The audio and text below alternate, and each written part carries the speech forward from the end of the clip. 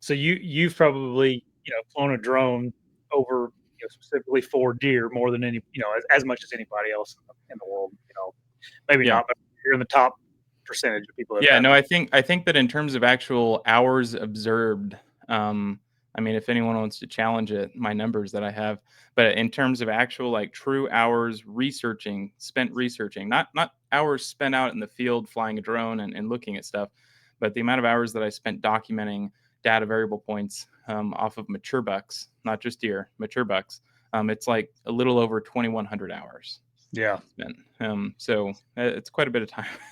Yeah. Do you, with that being said, like where are you at with like drone technology and hunting? Like, do you think it's too much, like for a guy to have a tag and be actively hunting with a drone, or like in possession of a drone? Or I guess, Yeah. can you speak on that a little bit since you've Yeah, got a lot no, of experience? I mean, if your motive is to go out and buy a thermal drone and then utilize it in the form of hunting, like actually your private property or your public land, then yeah, I mean, I completely disagree with that. I think that's one of the most unethical things that you can do because in terms of giving you an advantage. Now, if you were a bow hunter and you were doing this, say I came out to your property with you, I located your biggest deer. I dropped a pin on him, and then I handed you a bow, and I said, "Go kill him." And I could even give you all the variables like proper wind direction, what the thermals are doing in his area, where he's bedded, deer around him that you need to be avoiding. Most people, 90% plus, I would say, are still going to fail. He's not easy to kill. Like even if you know exactly where he's at, but that doesn't make that ethical at that point because he's easy to kill. And you're using a bow. Now, if you're using a rifle, I'd say 90% of people could probably get him killed with rifle with all the conditions that you could have with a thermal drone. But kind of kicking it back to the bow hunter, no, it's not ethical in any way to be able to go out and fly a drone, locate a deer, and then go and hunt him. Even if it's say you locate him the evening prior, and then you go and you hunt him the next day based off of that information.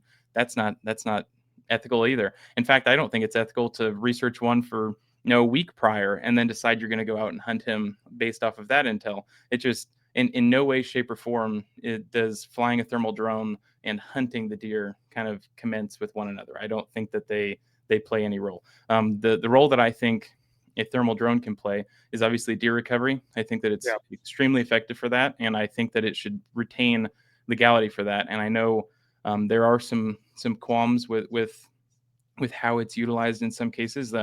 There's some situations, and this is why conservation departments have put this restriction in place where you could hire me to come out, which I'm not really for hire for that anymore, but you could hire someone else that's a pilot to come out and locate a deer that you shot, but you never actually shot him, and then they give you the pin location on that, and then you go out and you hunt him. So I mean, there's some iffy air there, but in terms of how effective one is and not disrupting, like say you got shot one or something and he runs 300 yards, beds back down, and a dog, a super effective way to locate a deer, goes out and bumps that deer, and then it gets up and runs, and then you potentially might end up losing it at some point. The drone, it's just not going to impact that in any way, shape, or form. You can just fly over, observe him that he is still alive and he's still bedded down, and yeah, no, I think they're really effective for that use case.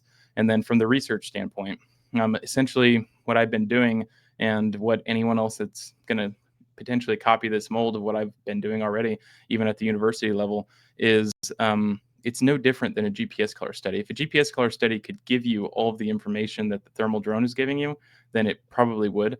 And a lot of the things that I'm capturing and recording are not applicable for a hunter in any way, shape, or form. Like I've recorded defecation frequency with every single deer that I recorded, and that's for the science side of things. That's for the research based side. I mean, I will never make a YouTube video off of that, but I'll Yeah. just continue to document random little variables like that no hunter in the world is going to care about. But that's because I care about the science side of things, and then I can take all of the science side of things, kind of like everyone that's done a GPS color study has done, and try to make it reapplicable and teach new hunters. A lot of the things that I'm teaching, most people wouldn't have needed a thermal drone to explain.